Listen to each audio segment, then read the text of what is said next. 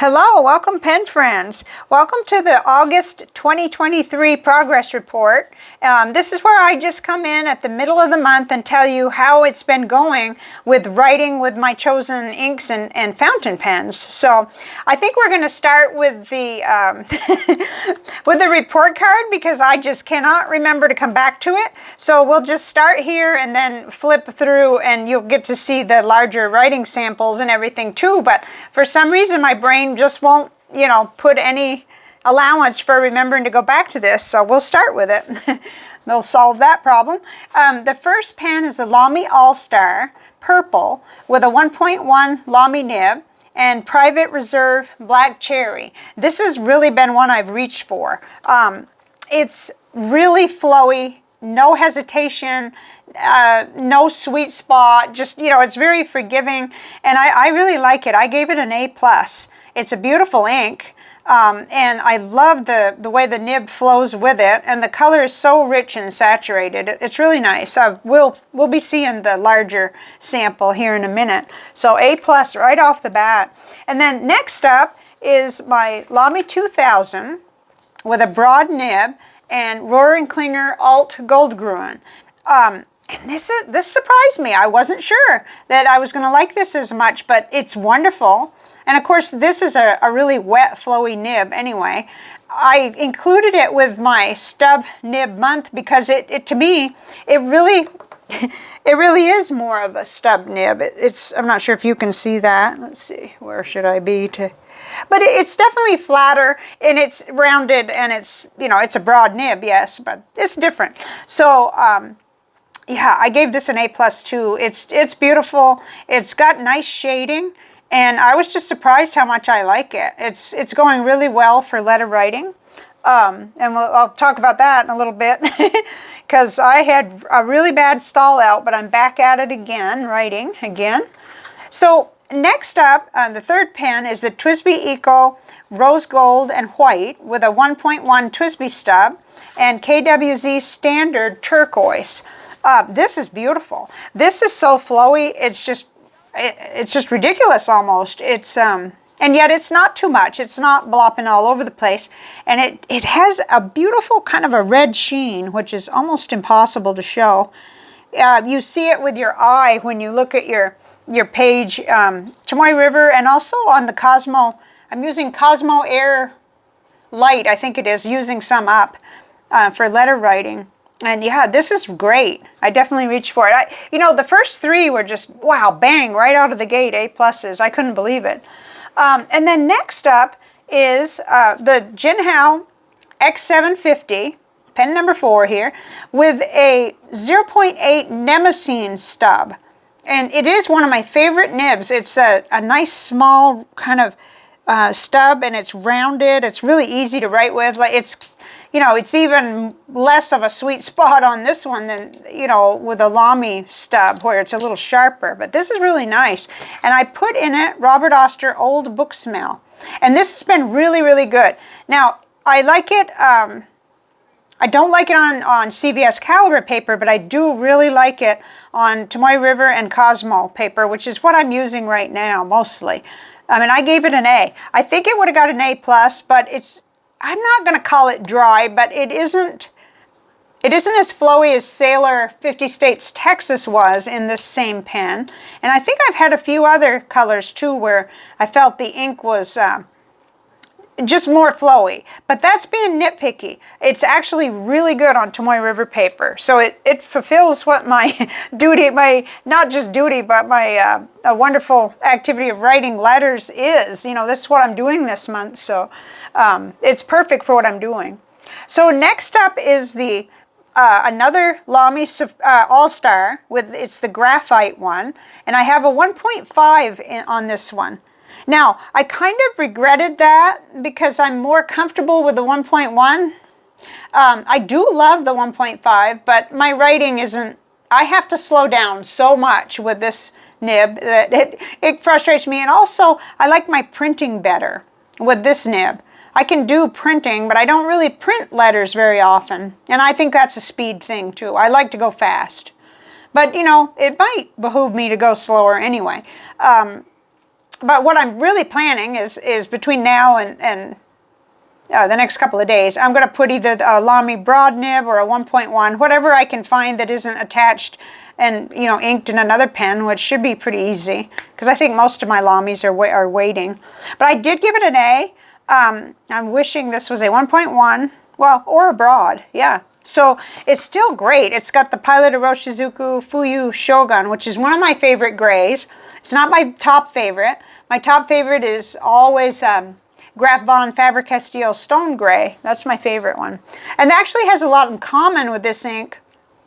It has, they both have a little water resistance, but I do believe that the Stone Gray is a little darker, and that just touches, that's just perfection for me in a gray ink. So, okay, now we move into the ones where not quite as, you know, I think I had a few where the ink nib combination wasn't quite spot on. So here's the first one. Here is the TWSBI Diamond 580 ALR Purple in with a 1.1 TWSBI nib.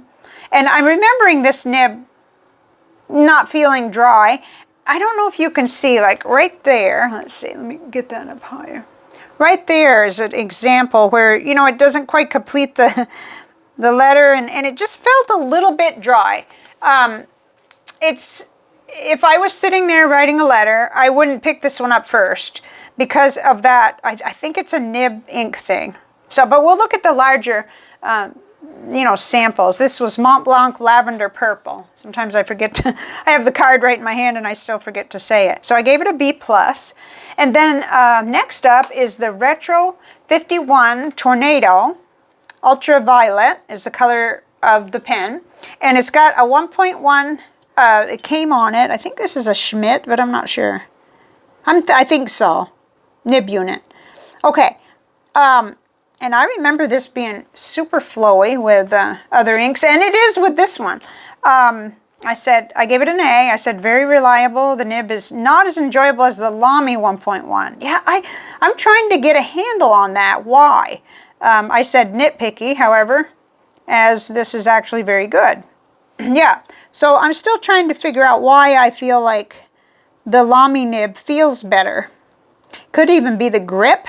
It could be anything. It could be something so minor like that. Also, if we're comparing, you know, Private Reserve Black Cherry to Robert Oster Muddy Crown, then there's going to be a flow difference. There is a flow difference. Not much, because I'm finding that this is good. I mean, it's good. And so we're talking about very fine tuning here. Like the final phase when the eye doctor starts clicking and says, you know, A or B, and you're like, I can't tell the difference. Yeah. So it is very minute, I think. And I still gave it an A because I feel like it's nice, it's flowy. Yeah. So okay. Well, the rest we'll save for the end there. Okay. Next up is the Jinhao X750 in purple with a 1.5 Goulet nib. Now, I'm always using this nib with Diamine Florida Blue, so I kind of have a preconceived feeling of how smooth it should feel. Now, and I love this ink. It's Ackerman number 13 Simplicity's Violet. I think it's one of the most beautiful purples, but I'm feeling that it's dry. And, you know, dry for me. And I gave it a B+ with an asterisk. Oh, the asterisk had to do with how much darker the ink appeared after it sat in the pen for a while. Yeah, because see, it was lighter over here. I don't know if you can see that, but I can. Looks much more purple here. And anyway, it's a dark purple. So, anyway, I don't like how this is writing because at the bottom of the letters, I'm seeing, like, unfinished business. It looks like a three-pronged foot, like that little creature. I can't remember what the name of it is, so now I'm just going to be silly, but not. Anyway, I can't think of it. But it just got these little three prongs at the end of the letters, and so it wasn't just slipping across the page like I like. So, what I think is, I would get away with this if it was a broad nib instead of a wide stub nib. I know I would, because I believe I've had this ink. But what I'm going to have to do, since I'm on the very last of this ink, and I don't know if I have, yeah, I have a little bit left. Okay, I'll have to go ahead and just do a nib change midstream if I want to test this while I still have sample left, because there isn't much left. But still, B+ is not too bad, and beautiful, beautiful ink. Okay, then, where are we at? Pen number 9 is the Pilot Kakuno with a little nib change I did for the cursive medium. And I just love this. This is my 3rd fill. I cannot, of course that's a little, I think it's a Con 40 or whatever it is. It's out of the vanishing point. It doesn't hold much ink. That's unfortunate. You can't just eyedropper it, because this is just, I think I'm going to want this inked all the time. It's got Pilot, Iroshizuku, Asagayo in it. And my theory on this nib is that it probably does require a nice flowy ink, and it's just happy with this Pilot ink. So, well, and it's a Pilot pen. And I just keep, you know, taking it back to the sink and refilling it. I usually use a little syringe because I want to get all that I can get in there. You know, if you know this converter, you know that it's just fussy. It doesn't hold much, and it doesn't take in much at a time. But I suppose I could refill a cartridge and get a lot further. I probably could. I don't know whether it would be the same experience with trouble-free or not, but definitely another A+, super enjoyable combo on my 3rd fill. Yeah, I don't need to say anymore. If I'm favoring it, well, I'm writing with it on my grocery list and everything else, so that's the thing.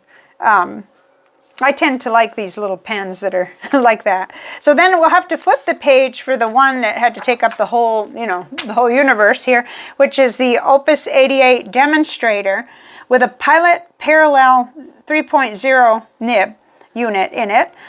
This I got the idea from Aziza on Gourmet Pens, has a video on how to do this, and it was so simple, and there you are. You have a nice, really fun calligraphy nib. What I like the most about it is my writing kind of doesn't really do it justice. It's a large, wide nib, but I like making boxes in my notebook when I, like say there's 5 things that I've listed, and then I want it to stand out. I box around it, and it's so easy, especially with a lined or dot grid journal like this. It's really easy. So I probably should have just not filled it quite so full, because this is almost a forever inking unless I do more writing with it. But it's okay, I guess live and learn. Plus this will dump right back into a sample vial if I need it to. And then, let's see. Okay, well, we've got this little interim thing. I wanted to mention this pen. This is the Jinhao 248 with the nib that came on it, an extra fine Jinhao nib, and it just has a little cartridge. And I have refilled this, I think, 5 times since I got them right before my May vacation. And I just keep writing with this one. It's another one that I pick up the way I do the Kakuno just all the time. I can't get over it. It's the new ballpoint pen, these are, I guess. You know, I no longer need anything that isn't fountain pen, because these are just, I just keep this inked all the time. So I wanted to mention it because it's not fair to it that it, you know, get looked over like that.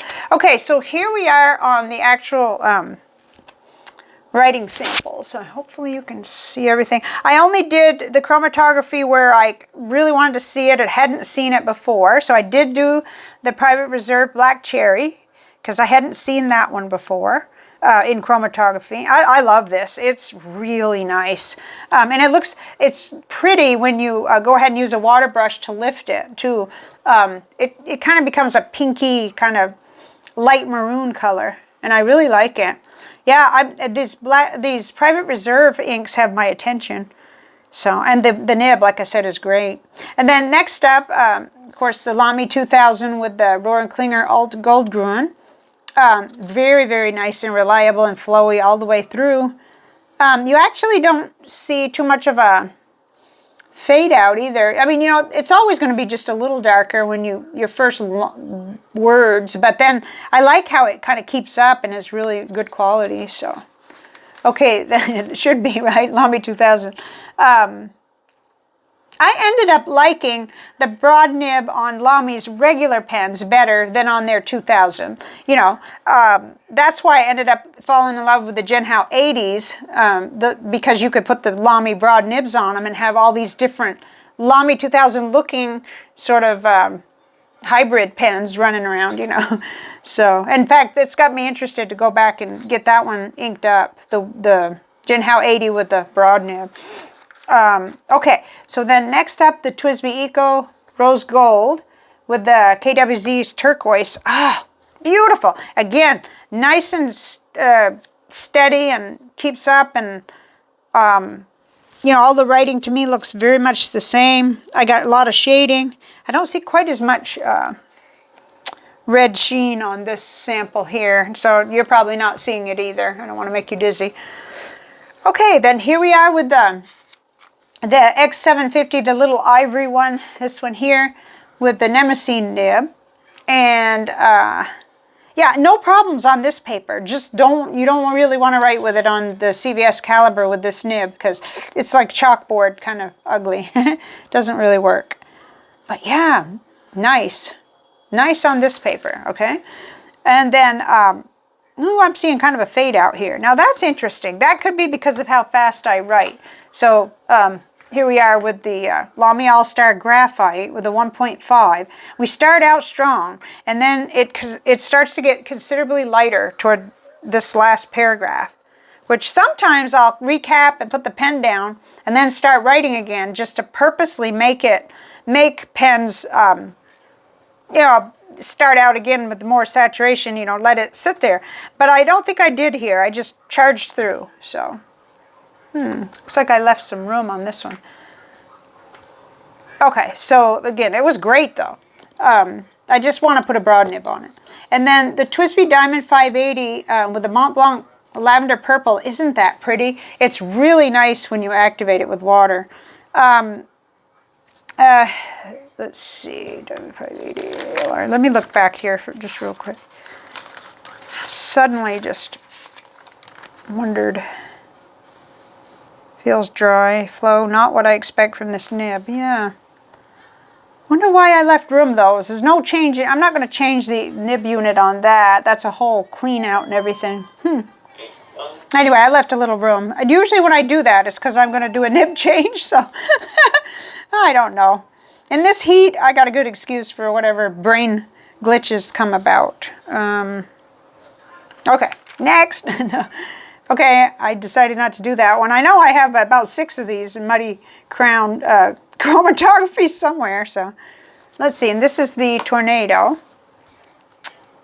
I wish I'd talk more about the pen. Okay, here we go. Honestly, this nib takes a little bit of adjustment. It's sharp. Practice, I mean. Practice. Okay. So, yeah, it seems like when I get in front of an empty page, I just start complaining about something, so... But yeah, this is the 1.1. I have nib units from the Opus 88s in almost every size. So if I'm not, you know, just thrilled with that, I could just go get a broad nib unit from the Opus 88 and put it in. They just screw in. So it was just because I did the experiment of doing all stub nibs, I think, that I'm in the boat I'm in. Because I think I knew that might be better with a broad nib. And then the X750 in purple. It's wonderful. It's just that I was kind of, oh, wow, you can really see, I don't know if you can, you can kind of see like it gets real dark and then light and then dark. I don't know. That could just be where it puts down more and then less ink. It's beautiful though. And so it's worth it to me to go ahead and pull a nib off something else and switch them around. You know, if I don't get just super busy, I'll do that. Okay, and then the little one that I was gushing about, the Pilot Kakuno with the cursive medium, the nib came out of a Metropolitan. I just love it. I want, you know, I want to write with this all the time. And there might be something just kind of bright and cheerful about this ink too. That may be another reason why. Like if this was black ink, I'm not sure I'd be so, you know. But it kind of, I found myself making my grocery list with it, so that's pretty neat. Okay, not much more you could say, just wonderful. And then the Opus 88 with the big 3.0 Pilot Parallel. I was doing a little practicing here. Yeah, survive. That's what we'd like to do. Survive this summer. And we don't have it as bad as, I mean, so many places that aren't used to having the heat. I feel worse for them. Because, like in Vermont, not everybody has air conditioners. And so if they have a bad heat wave up north, it's worse. So this is good. I mean, it's just that I need to practice and probably not fill that up as far. That's all. Okay, we came to the end. There we go. So, you know, let's see. These are the two favorites. Clearly, the Lamy Al-Star with the 1.1 and the little Pilot Kakuno, they're the ones I reach for first, it seems like. But I'm getting along really well with the Lamy 2000 and with the TWSBI Eco with the 1.1. So it's been worth it to have this little sort of experiment. Let's move over to the library where I can kind of talk to you more. And I'll be right back. There, here we are in the library. I thought that would be a little bit easier. It's actually cooler over here for some reason, right now anyway. The, you know, airflow and the whole, I don't know. I guess my little office, I don't have as many of the vents open. It kind of, choose your rooms you want to be the coolest. So I spend a lot of time in the library. So as we speak right now, it's 115 heat index. It's 1 p.m. and Manuel said something about going to the post office and the pharmacy, and I just made a face. I was like, oh no, it's not, you know, going out the door so much as getting into the vehicle. Even with the, you know, reflective covers around the windows and everything, it's just awful. It's just awful. So, okay, end of the weather discussion, because I think Texas is not the only place that's hot, and we're so fortunate because other places are dealing with fire and smoke and all kinds of horrendous things. So I don't, you know, I just want to be grateful for where we're at, but 32 years and I've never experienced as severe of a, you know, summer heat extremes and drought and the way it feels. That's all. It's just weird, you know. Okay, so what have I been occupying myself with the little project of putting my inks, my bottled inks in the Wearing Gull ink swatch cards, and I found out that these little boxes that are made, they're actually made for playing cards. You could fit the whole playing card deck with the little cardboard cover that comes on the deck, but I thought it would be nice to protect them, and it's a good thing I did this, because yesterday morning I sat down to do 3 real quick ink swatches, and the first thing I did was accidentally dump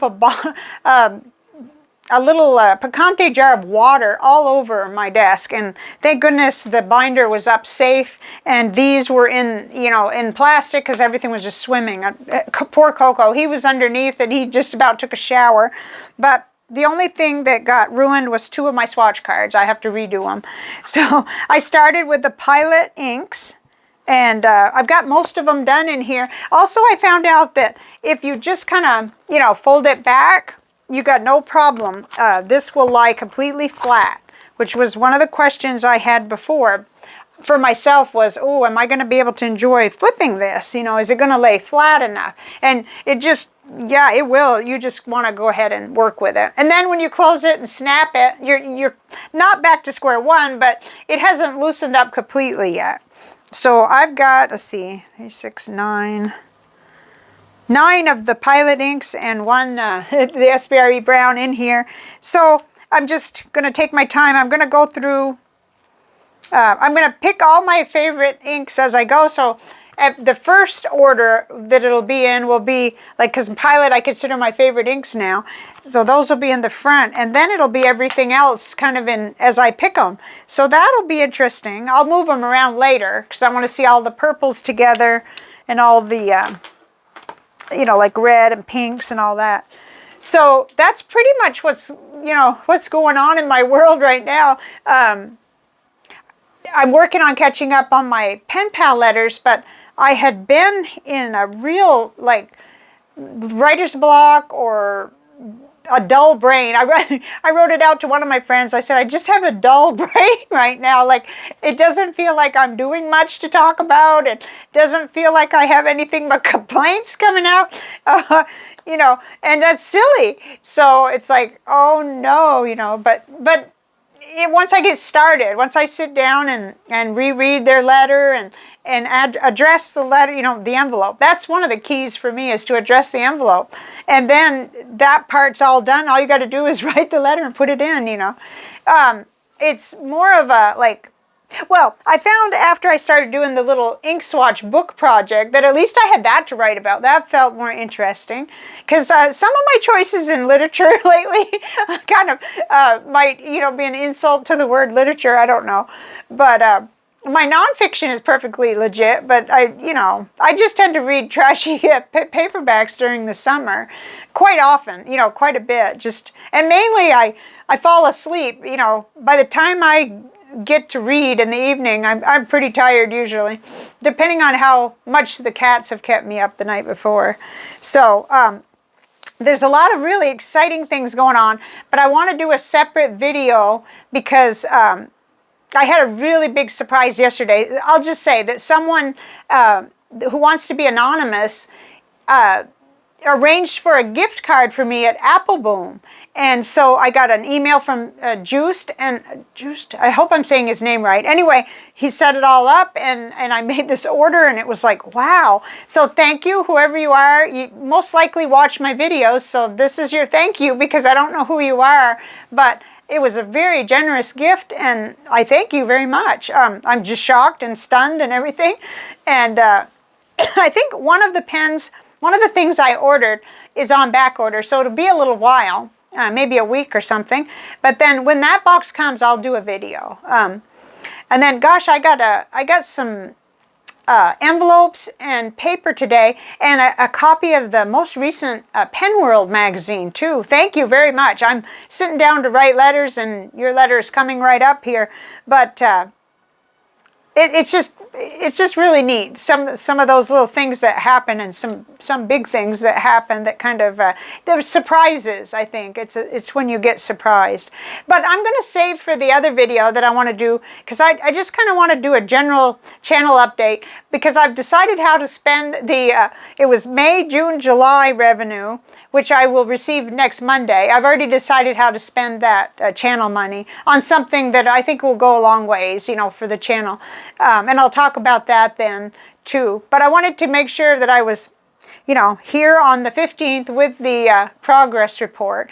It's going well.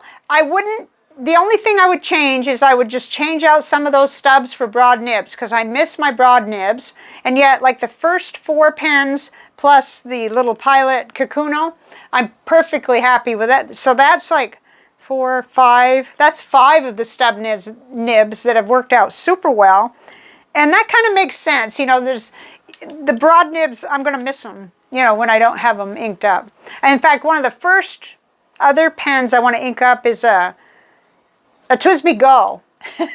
I really wanted, I've got 2 of them with super broad nibs, and they write really well. So I will, I'll either switch out a couple of the pens, or go ahead and switch nibs on the ones that I was talking about. In the case where it's just a sample that I'm running out of, I'm going to keep the ink right in there and just switch just the nib. And that'll be fun. And you have to make your own fun when you're kind of confined to quarters here. And we can go out, but it's very not necessary to go during the heat of the day. So we've been trying to go super early whenever we have to do anything. You know, it just seems to make more sense. So I hope you're staying cool. I hope you're enjoying your pens and inks. And I've got a lot of Pen Friend videos to catch up on. And of course, as always, Pen Pal letters. But by golly, I wrote 2 just this morning. And I sent one out yesterday too. So I'm doing good. I told myself this week there's going to be a minimum of 1 letter a day to get me in that, you know, the habit, and reteach myself to just sit down and face the paper. Even though I think I don't have anything to say, usually I do. I actually have a lot to say, and I just it's just a you know, a little perception thing, a glitch in perception, because there's always something to talk about. So, okay, I'm going to go for now, but I wanted to make sure to get this video to you. And I want to hear in the comments how your pens and inks are working out. And I'll see you later. Oh, I was going to say, we're coming right up on, I think it's September 5th will be the channel anniversary. So we'll have a little anniversary birthday party. That's all I'm going to say about that right now. Bye for now.